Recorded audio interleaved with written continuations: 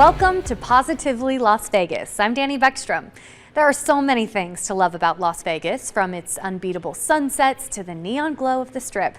But what really makes this city so special are the people who live here. During the next 30 minutes, you'll see stories from this week dedicated to people in the community doing good things, regular, everyday people making a difference, and good things happening to those in need, because we all need some help from time to time. Enjoy the very best of Las Vegas. In light of this, the Vegas Strong Resiliency Center right now is reminding you that its services are available.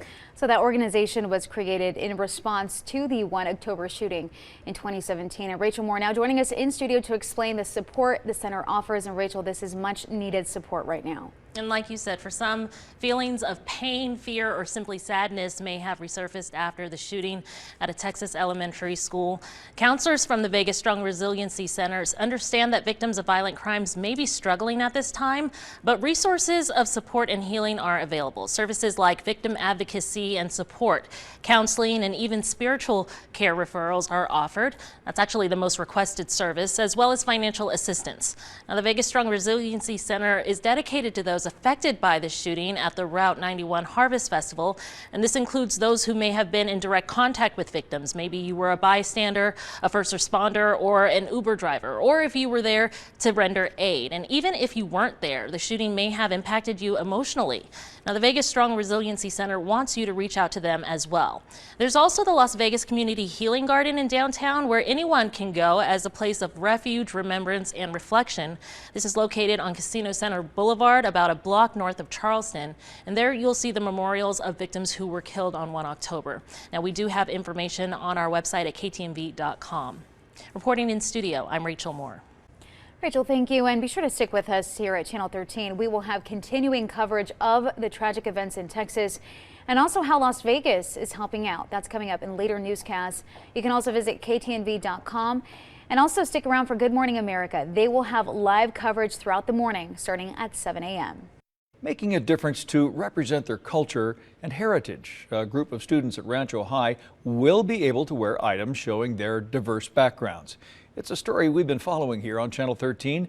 Reporter Jeremy Chen spoke with one of the students about the change they helped create. Students at Rancho High School over the past few weeks have been calling for changes to the graduation dress code. They want to be able to wear items related to their culture, heritage, and identity at their graduation ceremony. Their voices were heard with the changes they were seeking. It really shows that my grit and my strength, went across a long way in this battle. A battle to be able to show off her Hispanic heritage. Marisol Rodriguez will be able to wear her custom stole to her graduation ceremony at Rancho High School. Because I am a first generation myself, and to see other peers and other students who are graduating first generation is awesome. It's great. She and a few other students had pushed to be able to wear items for graduation representing their culture, heritage, or identity. In the last few weeks, they attended school board meetings, made a petition, and protested. Their voices were ultimately heard. In an email sent to seniors, Rancho High School administrators said those items would be allowed and would be inspected at graduation rehearsal for approval. Rodriguez says it was a hard-fought victory. With perseverance and persistence and being consistent with everything we needed to get done, really made a difference. A difference she hopes will inspire other students at other schools to make the same changes they're seeking. When we actually make a difference, take a step into the leap of faith, you can really make a difference. The graduation ceremony for Rancho High School will be on June 1st. Rodriguez plans on attending Nevada State College, majoring in business administration. Reporting in Las Vegas, I'm Jeremy Chen. The Nevada SPCA is looking to find some certified pre-owned pets a loving home this Memorial Day weekend during an upcoming adoption event. The nonprofit will be waiving fees for all adult pets aged 6 months and older during the event Saturday and Monday. Adoptions will take place on a first-come, first-served basis. In the past, talking about mental health was taboo among athletes. It was hidden and often overlooked. We caught up with Las Vegas's own Drew Robinson, who talks about his mental health journey and his message for the next generation. Showing strength by talking about mental health. It's a trend that grew out of the challenges brought on by the COVID-19 pandemic. Today, more and more athletes are coming forward, talking about their own mental health. let's just change the conversation around it, because at the end of the day, it's all an attempt to help us feel our best and be our best. For Las Vegas local and former Major League Baseball player Drew Robinson, what happened in 2020 changed his life forever. All those, again, ingrained habits led to an unfortunate event of me attempting suicide because of three acute situations that happened a couple months leading up to that. Robinson says he thought his career was over following a season-ending injury. He began questioning his relationship with his fiancée, and then the pandemic happened. Miraculously surviving, I think the physical side of it, the anatomical side of actually surviving what I survived is a miracle. In 2021, he would make a return to the game he loved, playing for the Giants' AAA affiliate, the Sacramento River Cats. Toward the end of the season, Robinson decided it was time to step away to focus on his mental health. He also found a new mission, sharing his story and becoming the mental health advocate for the San Francisco Giants. That just shows that they care about me, they care about their players and their staff as humans, and then performers secondary. Robinson has come a long way in his mental health journey and says he meets with his psychiatrist regularly. Dr. Sam Zand says Robinson's decision to work on his self-care was courageous and showed his inner strength. His commitment and rapid change to saying, you know what, my vulnerability, my ability to assess my weaknesses without shame, blame, or judgment, that's a strength and not a weakness. Robinson has a message for young athletes and children unsure of how to deal with what they're feeling. I always fall back to the saying of people would rather hear from you than hear about you, and that plays into the part of voicing it, just getting it off your chest or out of your mind. Don't hold back, just let it out. Just find someone you trust, find a provider, and let's change the way that we talk about mental health. Robinson says he's pretty grateful for the opportunity he got to play in the majors, but he says he feels fulfilled in his mental health advocacy role for the Giants. He says it's his calling. Get the best of Positively Las Vegas on your time. Download the KTNV 13 Action News app on your Roku, Apple TV, or Amazon Fire streaming device. Visit ktnv.com/apps for more information. We'll be back with more right after the break. Welcome back to Positively Las Vegas, our show that highlights the people that make Las Vegas home. For more details on the stories you're watching today, visit ktnv.com/positivelylv. And if you know someone who is helping make Las Vegas and its residents better, reach out to us. You can email positivelylv@ktnv.com. We'd love to hear your ideas. A unique program is giving some Valley residents a new lease on life. Diagnosed with Parkinson's, that disease takes away your ability to do everyday tasks. Yes, but that is changing thanks to some very special physical therapy, and I had the chance to check it out. The neurologist that he saw noticed the tremor and had him tested for Parkinson's. Bill Wyatt was diagnosed with Parkinson's back in January 2017. It's news that changes the life of not only that person, but their family. As it progresses, it gets harder and harder. For me, especially, to see it, to see the changes as they come. A military vet, Ellen says it was hard for her husband to slow down and ask for help, but his strength and mobility began improving when he started a new physical therapy program. I was kind of pleased that I was doing so well. They were very good here. It's called the LSVT Big Program. So why is this program so significant?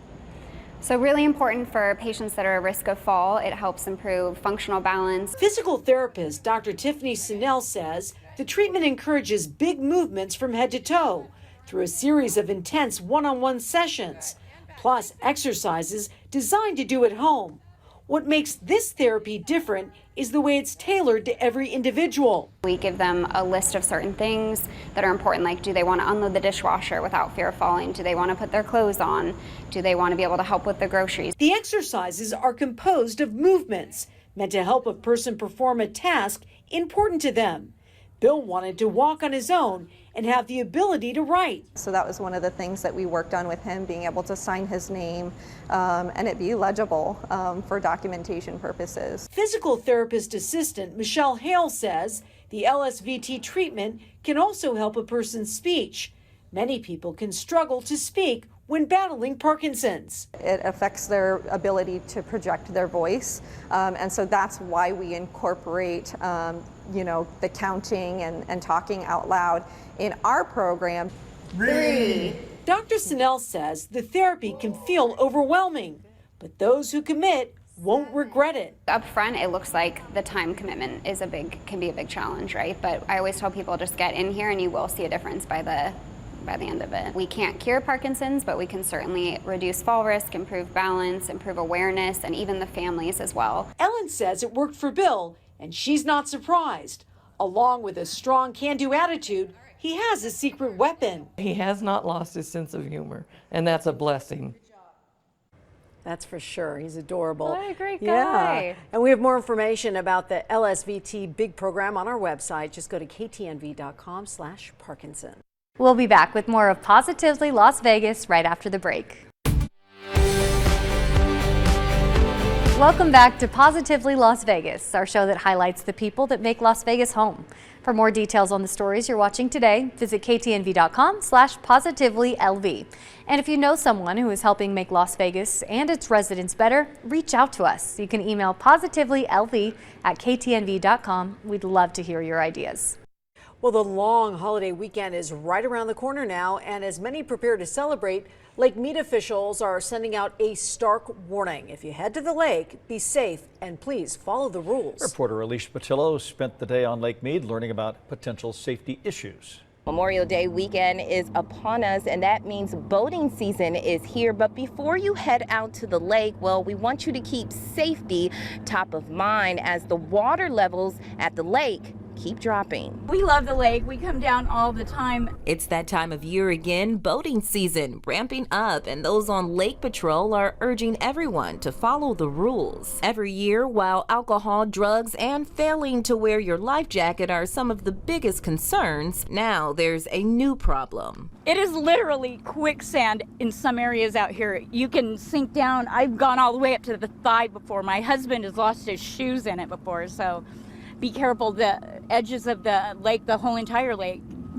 pretty much, it's quicksand. As water levels continue to drop, soft silt or mud is becoming a hazard along the shorelines. Yes, people are getting stuck in the mud with vehicles. Zachary Blackwood with the Nevada Department of Wildlife took 13 Action News to Boulder Beach, where he finds people frequently getting stuck in mud. We even ran across a few stalled vehicles. Most likely it's still wet underneath. So if you plan on driving a vehicle close to the shore, maybe stop 50, 75 yards out, walk out, and see exactly how soft it is. Low water levels are also causing some difficulty getting boats onto the lake. Take a look at this line at the boat launch ramp at the Las Vegas Boat Harbor. It's not even noon yet, and cars are already lined up. Deborah Freiberg says it takes her hours to unload. Since the water has gone down, the launches have disappeared, and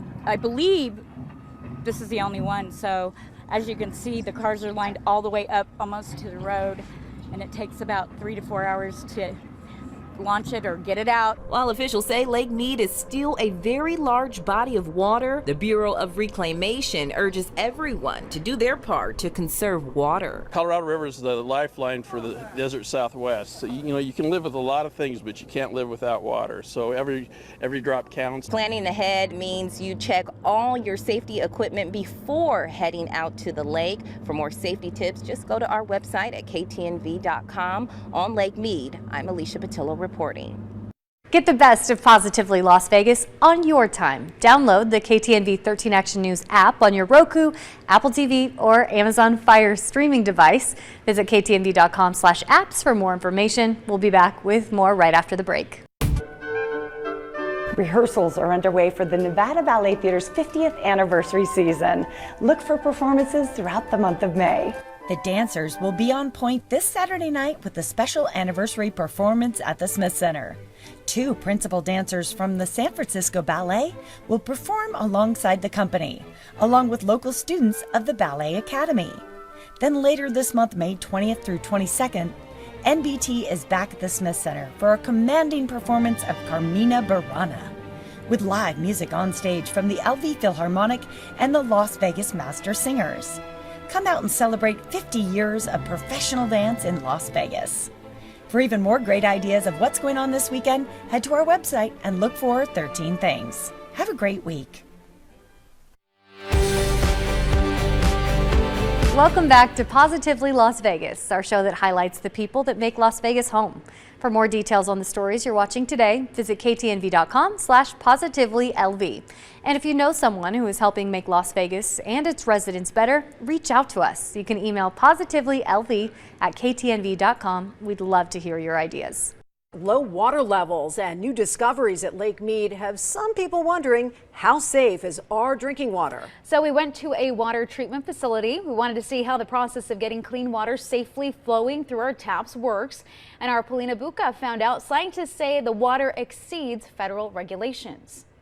As Lake Mead continues to decline, we see a lot of things coming to surface, like barrels and bodies, dead fish. So we had a question whether or not our drinking water was safe to drink. Here at the River Mountain Water Treatment Facility, the resounding answer is yes. The River Mountain Water Treatment Facility in Henderson is conveniently tucked away from the hustle and bustle of the Strip, but still has a perfect view of the residents they cater to. It's an operation like no other. From this control room, he can basically operate this entire facility. 90% of the water that we have in Las Vegas is from the Colorado River. And if you think about where the water from the Colorado River comes from, it is snowmelt from the Rockies that finds its way down through Lake Powell, which is a very large settling basin, and then through the Grand Canyon and into Lake Mead. Dave Johnson is the Deputy General Manager of Operations. He oversees the efforts made by engineers, scientists, and leading innovators who work to clean and preserve our water for current and future usage. We analyze that water to ensure that we're not only in compliance, but we're sending the best possible drinking water to our customers. Johnson explains it's a multi-step approach to making sure we all have clean, safe drinking water. It all starts with state-of-the-art techniques to treat the water, then filtration, before finally getting chlorinated and distributed to the masses and into our faucets. While this is a very basic explanation of what actually happens below the surface of this facility, the scientific work they do here is critical to not only keeping our water supply safe, but coming up with innovative ideas to secure our water future. And even with the latest findings at Lake Mead, Johnson says safety is not a concern. Is this water still safe? Can we drink it? And the answer to that is absolutely yes. Regardless of the activities that occur in Lake Mead, our treatment facilities and our sampling and analytical work were all set up to be able to make sure that no matter what happened in Lake Mead, that we had the ability to be able to treat with our advanced treatment system. And as lake levels continue to drop at Lake Mead, the facility here is constantly thinking of innovative ways to continue to get water to Valley residents. Reporting in Henderson, I'm Polina Buca. Back to you guys in the studio. As summer break approaches, the Clark County School District is kickstarting a program giving meals to students. The summer food service program will start serving meals on Tuesday. They're available for children 18 years of age and under to those who receive free and reduced lunch. Serving locations will be posted. As we head into the unofficial start of summer this weekend, a lot of us will be hitting the pools and soaking up the sun. Yeah, that's one thing we have plenty supply of here in Southern Nevada is the sun. But of course, it is also the time of year you got to pay extra attention to your skin. Also protect yourself from those harmful UV rays that are out there.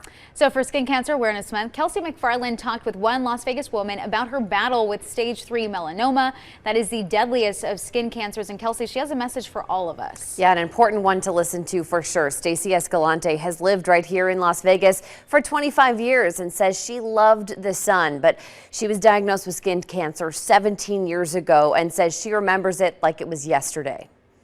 I had a spot on my back the size of a pencil eraser. It was 2005, and Stacey Escalante knew something was wrong. She went to a dermatologist who told her everything looked fine, but Stacey asked doctors to remove the spot anyway, and it's a good thing she did. 10 days later, they come back and they tell me, you have melanoma. the deadliest of skin cancers, and it's just the tip of the iceberg.